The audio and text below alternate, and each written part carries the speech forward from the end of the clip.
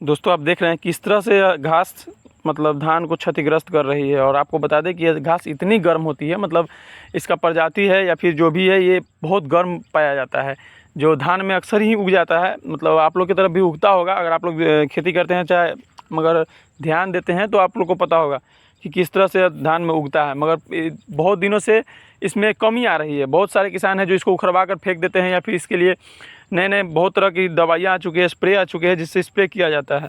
दोस्तों ये ख़त्म हो जाता है, मगर किसान भाई ने इस पर ध्यान नहीं दिया और इस बार बारिश की कमी ज़्यादातर इधर देखने को मिली, जिसके कारण किसान भाई मतलब इस खेत से ध्यान ही अपना हटा दिए। मगर दोस्तों यह बात संभलने के लिए है और जानकारी के लिए है कि अगर यह घास आप लोग के भी खेत में उग रहा है तो बिल्कुल ध्यान दीजिए, क्योंकि दोस्तों यह मतलब धान को फूटने नहीं देगा, मतलब जो बाली होती है वो निकलने नहीं देगा। क्योंकि सबसे बड़ी बात है कि ये इतनी गर्म होती है कि आपके धान के ग्रोथ को मतलब रोक देगी, और इसके कारण वहाँ का धान है वो बढ़ेगा नहीं, और फुटाव भी होगा तो थोड़ा बहुत बाली निकलेगा छोटा छोटा सा, जिससे मतलब समझ सकते हैं कि मतलब बिल्कुल कोई कारगर नहीं है। क्योंकि अगर आप खेती करते हैं और किसी भी तरह से खेत में मेहनत कर रहे हैं, या फिर खेती कर रहे हैं, खुद का खेत है या फिर वैसे भी खेती कर रहे हैं, तो आपको पता होगा कि किस तरह का लागत लगता है खेती में, कितना मेहनत लगता है और क्या फ़ायदा है क्या नुकसान है। आप लोग अच्छे तरह से मतलब समझते होंगे इस चीज़ को।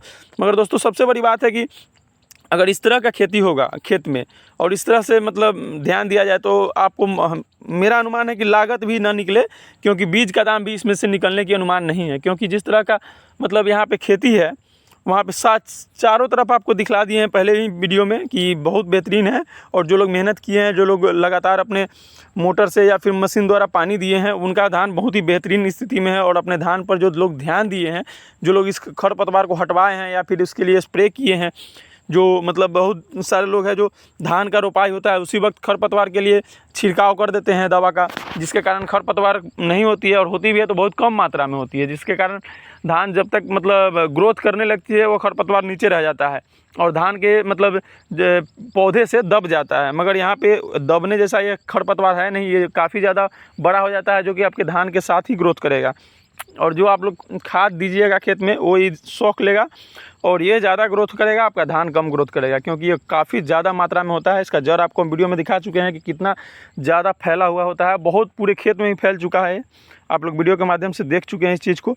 तो दोस्तों इसको सबसे बड़ी बात है कि अगर आप खेती करते हैं तो ध्यान दीजिए और इस घास को जहाँ भी मिले उसे हटाने की कोशिश कीजिए, ताकि आपका खेत बर्बाद ना हो और इस किसान भाई की तरह नुकसान ना हो। नहीं तो कहीं ऐसा ना हो जाए कि आप ज़्यादा मात्रा में खेती करते हैं और इस घास को आप अनदेखा कर दें कि कोई बात नहीं है हो जाएगा, मगर यह घास आपको धान को होने नहीं देगा। आपके धान में ना ग्रोथ होगा, ना आपके धान में बाली आएगी, और बाली भी आएगी तो बहुत कम मात्रा में आएगी, और वो भी अगर आपसे समय से देखभाल नहीं किए तो बाल भी काला हो जाएगा, उसका दाना काला हो जाएगा, और उसमें ज़्यादातर जो खखरा बोलते हैं देहाती भाषा में वो टाइप का हो जाएगा, बाल में मतलब चावल अंदर भरेगा ही नहीं।